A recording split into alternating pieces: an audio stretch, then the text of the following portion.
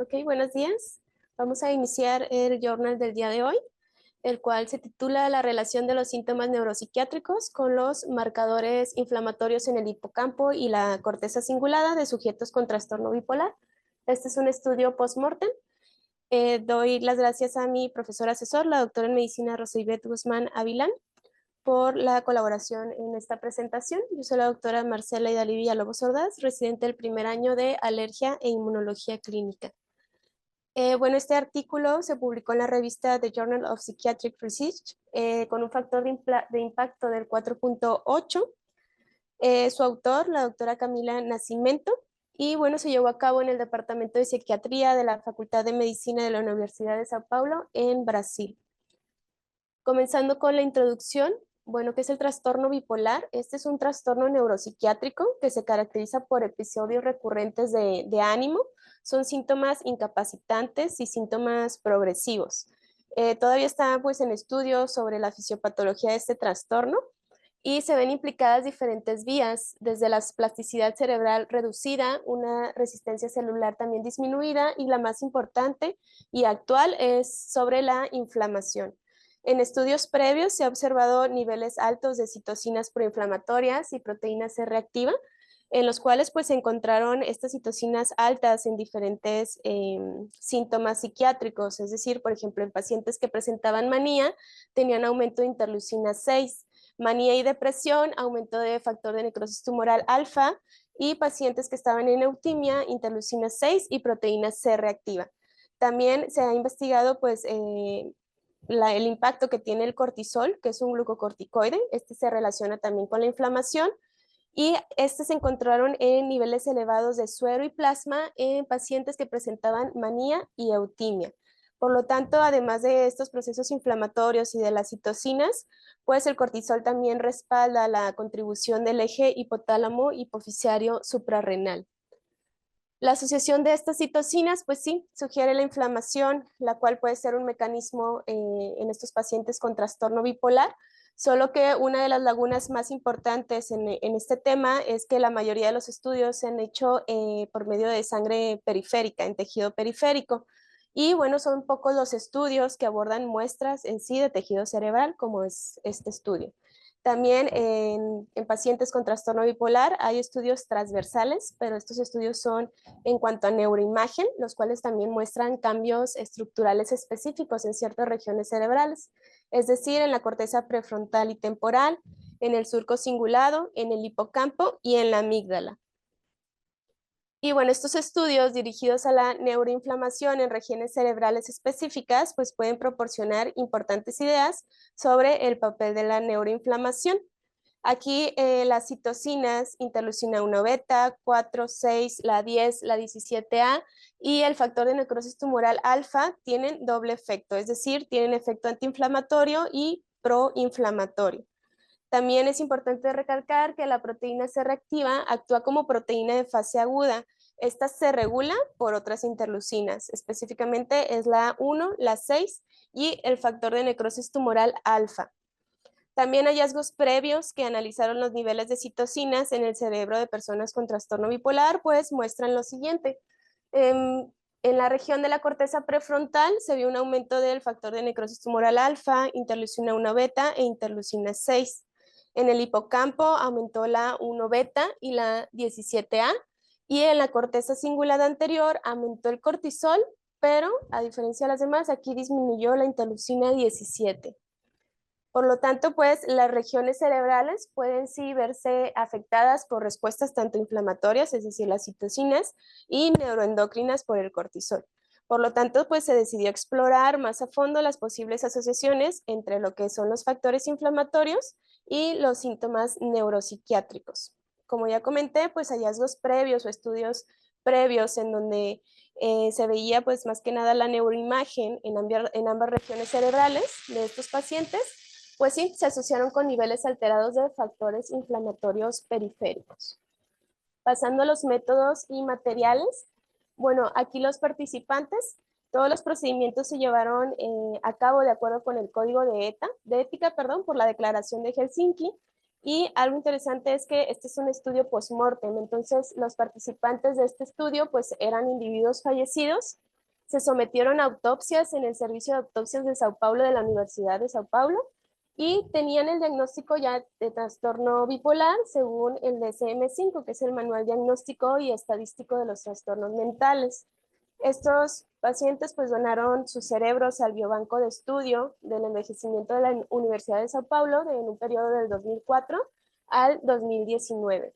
Además de yo tener este tipo de muestras, también aquí se agregaron controles que eran no psiquiátricos, también fueron seleccionados por el Biobanco de Estudios y aquí se excluían todos los diagnósticos psiquiátricos previos o actuales de estos pacientes. Y bueno, en cuanto al servicio de autopsia, es un servicio que se brinda para individuos fallecidos por causas naturales, no traumáticas.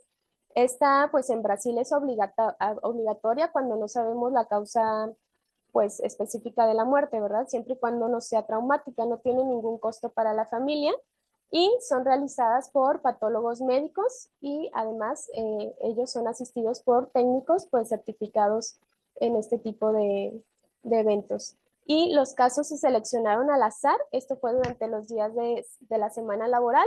Se obtuvo también el consentimiento informado de los familiares cercanos, responsables del fallecido, para todos los sujetos que iban a entrar a este estudio. Y se hizo también entrevista clínica y funcional, obviamente pues en sala privada a los familiares y también pues ahí se les dio a conocer pues el consentimiento informado. ¿Cuáles eran los criterios de inclusión para este estudio? Uno, que fueran mayores de 18 años, que tuvieran familiares cercanos del informante, que obviamente este familiar conociera pues al paciente ya fallecido, que tuviera un contacto semanal también con él. Los criterios de exclusión fueron tejido cerebral deficiente para análisis neuropatológico, que quiere decir que tuvieran un pH de líquido cefalorraquídeo menor de 6.5, que tuvieran lesiones cerebrales agudas, es decir, que tuvieran como alguna hemorragia o tumores. También datos clínicos que fueran inconsistentes por parte del informante y un intervalo post-mortem mayor de 24 horas. ¿Cuál era este intervalo? Es desde que se dio bueno, la hora de muerte hasta el inicio de la autopsia. También se excluyeron otros casos de enfermedades, fueron sistémicas, autoinmunes e inflamatorias crónicas, es decir, pacientes con lupus, artritis, esclerosis múltiple, Crohn, colitis ulcerosa, entre otros. Sepsis como causa de muerte y sujetos que estaban en tratamiento con corticoides o inmunosupresores. Aquí también es importante recalcar que los controles no psiquiátricos se seleccionaron al azar y se emparejaron uno a uno, que quiere decir que pues tenían características similares en cuanto al sexo, que tuvieran la misma edad, la función cognitiva y el nivel educativo igual. En cuanto a la evaluación clínica post-mortem, bueno, esta se llevó a cabo una entrevista de un informante conocedor. Aquí se incluyeron varios cuestionarios y otros tipos de preguntas para detectar pues, los síntomas psiquiátricos específicos de trastorno bipolar y en los casos positivos en la detección de los síntomas psiquiátricos se evaluó el trastorno mental. Esto fue mediante la entrevista clínica estructurada para los trastornos del eje 1 del DSM-4. Aquí, si los sujetos ya cumplían ciertos criterios de que sí tenían algún trastorno mental, el psiquiatra lo que hacía era recopilar más información con el informante, por ejemplo, cómo fue su curso clínico, qué tratamiento usaba, sus intentos de suicidio y otras variables importantes. Después, para hacer ya como tal el diagnóstico de trastorno bipolar, esto se dio por medio de otros dos psiquiatras no relacionados con el estudio, o sea, ellos no sabían de qué se trataba el estudio, ni siquiera la hipótesis ni objetivos. Y aquí ya los síntomas neuropsiquiátricos que estaban presentes 3 meses antes del fallecimiento se evaluaron por medio de un cuestionario o un inventario, que es el inventario neuropsiquiátrico. Y esta pues es una escala muy utilizada, evalúa 12 síntomas conductuales y psicológicos y mide la frecuencia y la gravedad de los síntomas. ¿Cuáles eran estos síntomas? Aquí se los puse en una tabla, son 12 síntomas y cada uno se evalúa de frecuencia 4 puntos, de gravedad 3 puntos. Lo que se hace es, en base a la frecuencia y gravedad, sacar otros subítems. Entonces, pues prácticamente únicamente lo que se hace es multiplicar frecuencia por gravedad. Por lo tanto, va a ir del 0 al 12. y el puntaje total de mis 12 tipos de síntomas, pues me va a dar un puntaje que va del 0 hasta el 144. De acuerdo a estos puntajes, bueno, para individuos que tengan deterioro cognitivo leve o demencia o trastorno depresivo mayor, nos dice que un subítem mayor de 4, pues ya tiene una intensidad relevante, ¿verdad? Y en cuanto a los pacientes con trastorno bipolar, nos comenta que pues no existe un punto de corte. Realmente aquí lo que hicieron fue de todos los pacientes valorados, sacar la mediana y en base a la mediana ver cuáles tenían niveles altos y cuáles tenían niveles bajos. Y así fue como clasificaron los de trastorno bipolar. También se evaluó la función cognitiva. Aquí se evaluó por medio de dos escalas. Una fue la escala de evaluación clínica de la demencia, que, bueno, lo cataloga como un deterioro cognitivo con un CDR mayor a 0.5. Otro cuestionario fue el declive cognitivo de los ancianos, que aquí lo valora como un deterioro cognitivo mayor a 3.4. Ambos cuestionarios pues fueron validados para su uso post-mortem y además de estos cuestionarios también se evaluaron las condiciones demográficas, la historia médica previa, es decir, si tenía el paciente algunas comorbilidades, hipertensión, diabetes, enfermedad de arterias coronarias, si fumaban, si tomaban alcohol, índice de masa corporal, las condiciones relacionadas con la muerte, los medicamentos tomados para tratar el trastorno bipolar y, como ya lo comenté, pues el intervalo post-mortem. En cuanto a la medición de los marcadores inflamatorios, bueno, ¿cómo se obtuvo la muestra? Estas fueron, o sea, muestras tomadas del hipocampo anterior y del cíngulo anterior, específicamente del área 24 de Brodmann. Aquí se extrajo, pues, un material, se extrajo tal cual la proteína total, utilizaron kits específicos y pues así fue como se evaluaron. Lo que son las citocinas de interleucina 1 beta, la 6 y la 17A, estas se midieron al utilizar el panel de perlas magnéticas, que es un multiplex map human, en el cual pues se encarga de que de una muestra muy pequeña me puede analizar muchos biomarcadores, ¿verdad? También la proteína C reactiva, esta sí se analizó por medio de ELISA de Sandwich, en el cual tenemos dos anticuerpos y una enzima marcadora. Aquí estos dos tuvieron que llevarse de manera simultánea para evitar pues algún efecto de lote y se realizaron por el mismo técnico. Obviamente también el técnico desconocía todo lo del estado clínico de los sujetos, él únicamente se dedicó a hacer el análisis. En cuanto al análisis estadístico, bueno, aquí los puntajes totales del inventario y sus subítems, como lo comenté, a partir de la mediana se dividieron en altos y bajos, ¿verdad? Después se hizo el análisis univariado, que es la prueba de U de Mann-Whitney. Aquí, al tener ya mis puntajes altos y bajos, ya yo comparé de acuerdo a los niveles de las citocinas inflamatorias. También se hicieron modelos de regresión lineal con errores estándar. Estos ya fueron ajustados de acuerdo a la edad, al sexo y a los cuestionarios de función cognitiva. Y por último fue la prueba de correlación de Spearman, que aquí ya se hizo la relación en los puntajes del inventario neuropsiquiátrico con los marcadores inflamatorios, pero comparándolo con los controles, es decir, con los pacientes sanos. Además de esto, bueno, se hicieron asociaciones entre los niveles de marcadores inflamatorios y el uso de psicotrópicos en los últimos 2 años. ¿Qué medicamentos se evaluaron? Bueno, que si estaban con antipsicóticos, si los pacientes estaban con estabilizadores del estado de ánimo, como el litio, el ácido valproico o la carbamazepina, y de número 3, pues con otros psicotrópicos.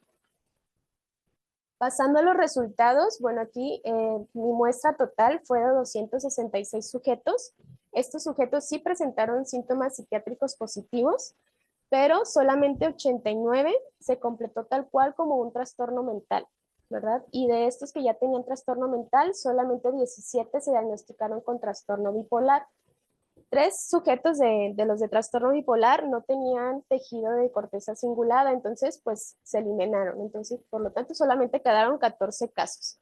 Y el resto para completar los 89 pacientes, pues tenían otro tipo de trastornos mentales, esquizofrenia, trastorno depresivo mayor, obsesivo compulsivo, trastorno de pánico, trastorno de ansiedad, adición al alcohol o alguna droga. En cuanto a los individuos con trastorno bipolar y sus controles no psiquiátricos, aquí realmente en la tabla solamente nos indica cuáles sí eran similares en cuanto a las características demográficas, es decir, se variaron uno a uno, o sea, se trataron de encontrar coincidencias entre el control y los pacientes con trastorno bipolar. Entonces, realmente eran muy similares en cuanto al índice de masa corporal, el pH del líquido cefalorraquídeo que tenían, el intervalo post-mortem, si presentaban consumo de alguna droga, tabaco o alcohol. En cuanto a eso, pues eran muestras parecidas. Pero aquí lo importante es que los puntajes totales del inventario neuropsiquiátrico y todos sus subítems eran diferentes entre los controles no psiquiátricos y los individuos con trastorno bipolar, excepto si en algunos síntomas psiquiátricos como delirio, alucinación, euforia, apatía y alteración psicomotora. Aquí sí coincidieron estos síntomas. Y bueno, ya como les comenté, pues esta tabla únicamente se hizo en cuanto al inventario, se sacó la mediana, cuál tenía niveles altos, cuál niveles bajos, y aquí se hizo la comparación entre los individuos con trastorno bipolar y los controles, que quiere decir los sanos. Sin embargo, para los controles no psiquiátricos, la mediana de los puntajes realmente fue 0, o sea, no tenían síntomas psiquiátricos relevantes. Por lo tanto, pues esto no se pudo o no permitió que se pudiera hacer la comparación de valores entre altos y bajos con los pacientes controles. En cuanto a las variables del trastorno bipolar, aquí se incluyó la duración media de la enfermedad, la cual fue de 22.5 años más menos 18.5 años. El número de hospitalizaciones psiquiátricas que tuvieron estos pacientes fue de 12 y el intento de suicidio, al menos una vez en su vida, fue de un 14.3%. También se agregó ahí algunas variables en cuanto a cuál era el tratamiento que usaban estos pacientes con trastorno bipolar. La mayoría fueron antipsicóticos en un 50%. Segundo lugar, fueron uso de estabilizadores de ánimo, que es el litio, valproato de sodio o carbamazepina con un 35.7%.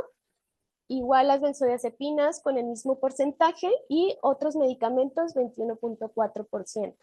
Entonces, realmente al hacer la comparación de los medicamentos que tomaban, pues no hubo diferencias en cuanto a los niveles de citocinas inflamatorias entre los que sí tomaban ciertos medicamentos en comparación con aquellos que no los tomaban. O sea, esto realmente pues fue irrelevante. Y en cuanto a la relación entre el inventario neuropsiquiátrico y los marcadores inflamatorios en sujetos con trastorno bipolar, decidí hacerlo mejor en esta tabla para mayor comprensión. Aquí se dividió en el inventario neuropsiquiátrico mayor, es decir, quienes tenían este inventario mayor tuvieron un aumento de interleucina 6. ¿En qué parte, en qué estructura cerebral? Pues en el cíngulo y en el hipocampo. Los que tenían inventario neuropsiquiátrico mayor y un subcore o un subítem de agitación tenían aumento de interleucina 6, pero únicamente en el hipocampo. Aquellos también con las mismas características, pero se vio un aumento de interleucina 1 beta, fue mayor en el hipocampo. Y bueno, también se encontraron resultados positivos sobre los subcores del inventario para apatía, que estaba relacionada con proteína C reactiva aumentada en ambos lados, cíngulo e hipocampo. Ansiedad, también con aumento de proteína C reactiva únicamente en el cíngulo. Agitación, esta estaba relacionada con la interleucina 17A, únicamente en el cíngulo. Y euforia, también aumento de interleucina 17A, perdón, en hipocampo. Y algo importante es que no se encontró ninguna asociación entre el cortisol y los puntajes de inventario neuropsiquiátrico. Esto no tiene tampoco, pues, relevancia. Ya cuando hicimos, o se hizo más bien el análisis multivariado, que era el ajustado por la edad, por el sexo y por la función cognitiva, lo único que se encontró sí significativo fueron que hubo niveles más altos de interleucina 1 beta e interleucina 6 en el hipocampo. Pero realmente los valores no significativos fue en relación a interleucina 1 beta con agitación, la proteína C reactiva con euforia y apatía, la 17A con euforia y la interleucina 6 con apatía. ¿Sí? Y bueno, en cuanto a la corteza cingulada anterior, después de ajustar obviamente las covariables, aquí sí se observó unos niveles más altos de proteína C reactiva con ansiedad, pero no con interleucina 6 ni con interleucina 17A. A manera de discusión, como pues un resumen de todo lo que hemos comentado, se realizaron pues diferentes análisis, esto para evaluar la relación entre los niveles de los marcadores inflamatorios y su asociación con la gravedad de los síntomas neuropsiquiátricos. Esto pues fue en dos regiones cerebrales, en el hipocampo y en el cíngulo, de pacientes que presentaban trastorno bipolar. Y además, pues ahí se hizo la comparación con los controles no psiquiátricos que fueron emparejados. Y bueno, al considerar los puntajes totales de este inventario neuropsiquiátrico, únicamente los resultados que fueron más consistentes es que se encontró sí aumento de interleucina 6 e interleucina 1 beta en el hipocampo. Y se vio que cuanto más graves eran estos síntomas, mayor eran los niveles de estas citocinas en todos los análisis que se realizaron. En la corteza cingulada sí se encontraron resultados similares también para interleucina 6 en 2 de los 3 análisis estadísticos que se habían realizado. Y bueno, en cuanto en el análisis de correlación, únicamente se encontró aquí sí relación con el cortisol, principalmente en el hipocampo y en la corteza cingulada, y de la interleucina 17A en el hipocampo, aquí sí hubo asociación a diferencia de la otra comparación. Y en cuanto a los subítems del intervalo neuropsiquiátrico, aquí los resultados eran menos consistentes, y bueno, nos dice que esto pudiera ser por el resultado de un rango de síntomas más pequeño en los subítems. Y aunque la inflamación es una de las vías más consistentes de la fisiopatología de estos trastornos, pues el papel de factores específicos aún está en investigación, todavía no lo tenemos muy claro. Y bueno, en cuanto a los modelos neurobiológicos del trastorno bipolar, aquí sí sugieren una disfunción, aparte de encontrar alteraciones en las dos zonas específicas que ya vimos, hipocampo y corteza cingulada, también sugieren ahora una disfunción en los sistemas dorsal y ventral. Por lo tanto, pues esto también pudiera estar implicado aquí en la regulación emocional y la estabilidad de ánimo de estos pacientes con trastorno bipolar. Y pues se comenta que podía ser por una pérdida de homeostasis en el procesamiento emocional. Sin embargo, pues todas estas compresiones aún son limitadas y pues falta más investigación en esta materia. Y como ya se comentó un poquito en la introducción, sí hay estudios previos que se asociaron con aumento de citocinas en relación a ciertas imágenes cerebrales que se han hecho, ¿verdad? Estos hallazgos de neuroimagen se incluyeron para zonas del hipocampo, la corteza cingulada anterior, y bueno, también ahí en otras regiones cerebrales. Esto pues indica que los cambios inflamatorios que pasan en estos pacientes, pues sí, pueden afectar la estructura y la función cerebral y también afectar los síntomas clínicos y estar relacionados con el comportamiento de estos pacientes. Pero todavía no está claro cuál sería la fuente de los cambios estructurales y morfológicos del cerebro. Esto quiere decir, no sabemos si estos cambios son causados por la inflamación periférica o propiamente la inflamación que se da a nivel central. También hallazgos previos sobre la inflamación de los cerebros de pacientes con trastorno bipolar se centraron, pero de manera principal en otras zonas. En estos estudios, pues se enfocaron en cortezas frontales, pero aquí no mostraron ninguna asociación con la sintomatología. Es por eso que en este estudio ya se investigaron otro tipo de citocinas y relacionadas a otras zonas, que fue el hipocampo y la corteza cingulada. Los hallazgos de este trabajo pues sugieren que las regiones del cerebro podrían presentar diferentes respuestas inmunitarias en la fisiopatología del trastorno bipolar. Por lo tanto, pues se planteó la hipótesis de que esto podría afectar las manifestaciones de los síntomas neuropsiquiátricos.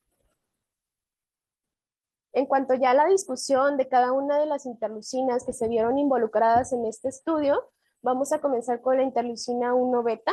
Aquí pues nos refiere que existen muy pocos datos en la literatura que asocien sus niveles con fenotipos específicos de trastorno bipolar, pero sí estuvo relacionada con los niveles altos en el inventario neuropsiquiátrico, específicamente para los subítems de agitación y en la zona del hipocampo. Sin embargo, pues solamente la asociación de interleucina 1 beta y estos puntajes pues permaneció significativa después de ajustar por posibles factores de confusión. Nos comenta que pues esto puede llegarse a deber por el número de observaciones relacionadas que son menor en comparación con los puntajes totales.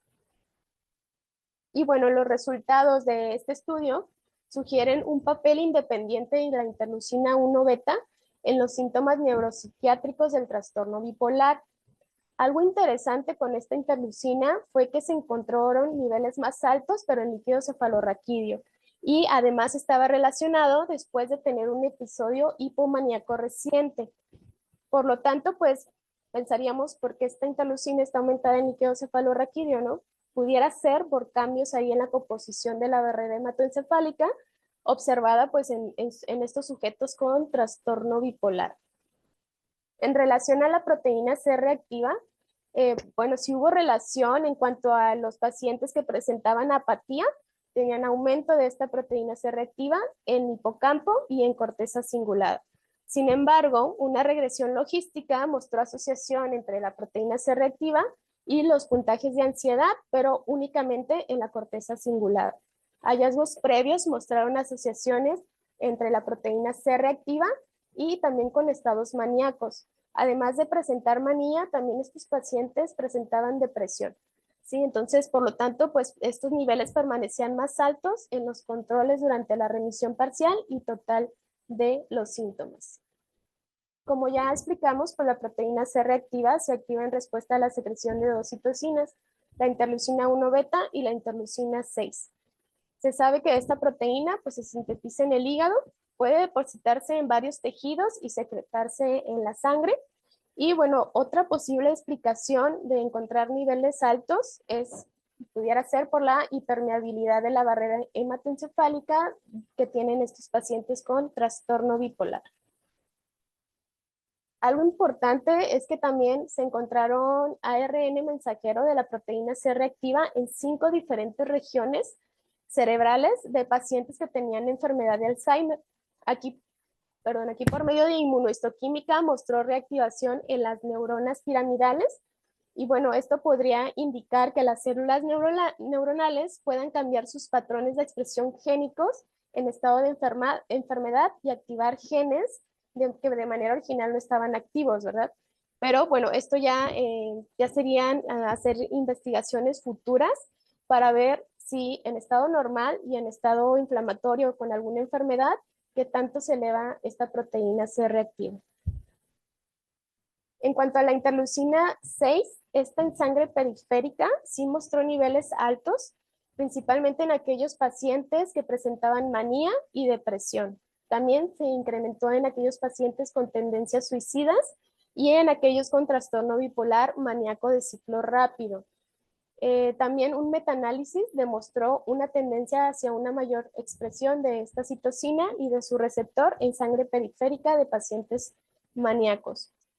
Y como vimos en las tablas previas, sí se encontró asociación entre los niveles altos de interleucina 6 y mayores puntajes del inventario neuropsiquiátrico, igual en el hipocampo y aquí también en la corteza cingulada, pero obviamente los puntajes que fueron más altos de esta interleucina se vio en el subítem de agitación, en aquellos que también estaban en hipocampo. En cuanto a la interleucina 17A, sí hubo también asociaciones. Por ejemplo, esta estaba pues aumentada en los pacientes que presentaban euforia, principalmente en el hipocampo, y los pacientes que tenían agitación, pero en la corteza cingulada. Aquí se realizaron también estudios con ratones que pues sí mostraron la transferencia de células TH17, que pues son células productoras de interleucina 17A, y pues sí llevó en los ratoncitos un comportamiento similar a la depresión. Por lo tanto, pues aquí se corroboran los hallazgos ya comentados. Y pues obviamente pues requerimos fomentar una mayor investigación a través de pues, los estados de ánimo y los síntomas. En cuanto al cortisol, aquí sí se encontraron asociaciones entre los niveles de cortisol, pero únicamente en el análisis de correlación. Aquí con el cortisol pues todavía hay una compresión muy limitada sobre cuál es realmente su papel. y pues sí puede influir en diferentes vías y activar respuestas más generales que específicas. Entonces aquí es todavía un campo un poquito más desconocido. Por lo tanto, pues podemos concluir que después de hacer el ajuste de todo este estudio por edad, sexo y por la escala de evaluación clínica de la demencia, pues la interleucina 1 beta y la 6 sí se asociaron con puntajes totales altos del inventario neuropsiquiátrico en hipocampo. Y de la proteína C reactiva sí se asoció con puntajes de ansiedad, pero en la corteza cingulada. También un estudio previo, que este estudio pues fue más relacionado a transcriptoma. Este se realizó en 3 regiones cerebrales, fue en la corteza prefrontal, dorsolateral, en el hipocampo y cuerpo estriado. Obviamente esto sí, aquí metieron diferentes trastornos psiquiátricos y en estos estudios sí mostró un enriquecimiento significativo en las vías inflamatorias reguladas al alza, pero en pacientes que tenían esquizofrenia. Esto fue también en el hipocampo. Por lo tanto, pues aquí estudios futuros deberían investigar pues los mismos factores inflamatorios, es decir, las mismas citocinas, pero en múltiples áreas del cerebro y obviamente agregar otros trastornos psiquiátricos diferentes, ¿verdad? Al trastorno bipolar. Algo también interesante es en cuanto a la proteína C reactiva. Como vimos, pues está relacionada a ansiedad en la corteza cingulada. Pero además hay hallazgos que también expresaban el NADPH oxidasa 2, ¿verdad? Que son generadores de especies reactivas de oxígeno. Igual fue también en la corteza cingulada anterior. Y pues estos hallazgos pueden sugerir una relación ahora entre la inflamación, la ansiedad y agregar ahí también el daño oxidativo que puede haber en la corteza cingulada anterior con estos pacientes. ¿Cuáles fueron las limitantes de este estudio? Bueno, principalmente que fue un estudio con diseño retrospectivo, ¿verdad? También algo importante fue que pues se tenía que depender de los familiares de los pacientes para la recopilación de la información clínica. Si tenían trastorno bipolar, qué medicamentos tomaban, intentos de suicidio, etcétera. También el tamaño de muestra, que fue muy pequeño, de tener 17 pacientes con trastorno bipolar, únicamente pues se redujo a 14 pacientes y algo importante es que no se logró excluir la presencia de enfermedades neurodegenerativas en la muestra por la falta de tejido fijado para realizar un diagnóstico neuropatológico completo. Por lo tanto, pues aquí nos indica que la selección de casos se llevó a cabo para incluir controles no psiquiátricos emparejados, como ya vimos, por sexo, edad, función cognitiva y nivel educativo. Y bueno, prácticamente pues los resultados más destacados de este estudio fue pues la interleucina 1 beta y la interleucina 6 en el hipocampo. Estos sí mostraron asociaciones de acuerdo a los puntajes totales del inventario neuropsiquiátrico y también los mismos resultados se encontraron al hacer el análisis de correlación. Y pues sí, la proteína C reactiva sí estuvo también relacionada con puntajes altos de acuerdo a pacientes que presentaban el síntoma de ansiedad. Ahora bien, la proteína C reactiva también puede aumentar como respuesta aguda al comunicar entradas, pero estas entradas pudieran provenir desde la amígdala y lo de la amígdala se van hacia el hipocampo a través de la corteza cingulada, como vemos en la imagen. Entonces, una vez que el hipocampo recibe las entradas de varias regiones cerebrales, pues pudiera aumentar la proteína C reactiva y así como también está relacionada con la interleucina 1 beta y la interleucina 6 y esto nos puede pues afectar diferentes síntomas neuropsiquiátricos.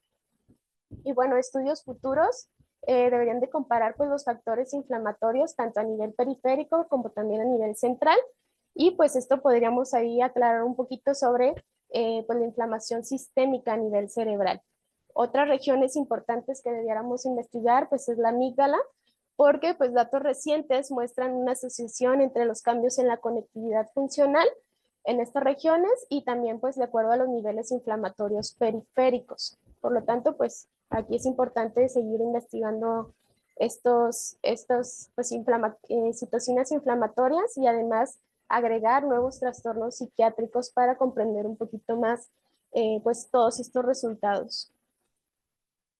En cuanto a conclusiones personales, bueno, aquí lo relevante fue que la citocina, interleucina 1 beta y la 6 sí mostraron asociaciones significativas en cuanto a los puntajes altos del inventario neuropsiquiátrico.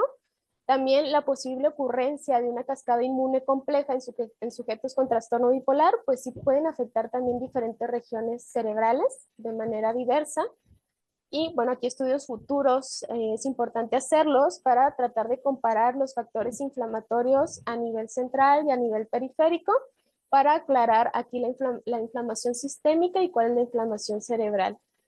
También es crucial considerar otras regiones cerebrales como la amígdala, esto debido pues a la gran asociación que sí se ha visto con la conectividad funcional y con los niveles inflamatorios periféricos.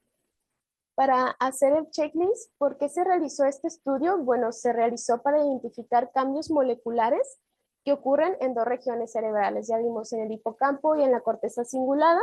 Explorar también cuáles son o cómo están relacionados con estos síntomas clínicos.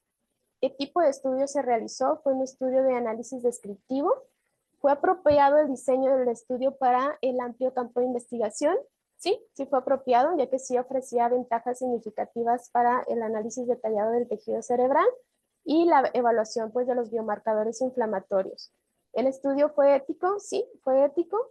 Se realizó de acuerdo a la declaración de Helsinki y se llevó a cabo pues, el código de ética de la Asociación Médica Mundial.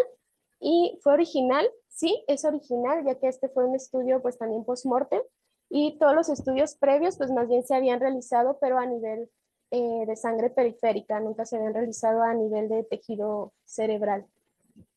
¿Sobre quién es el estudio? Aquí fueron individuos fallecidos que se sometieron a autopsia y que ya tenían el diagnóstico previo de trastorno bipolar, pero aún así se hicieron nuevos cuestionarios como para pues sí, indagar si realmente si era trastorno bipolar.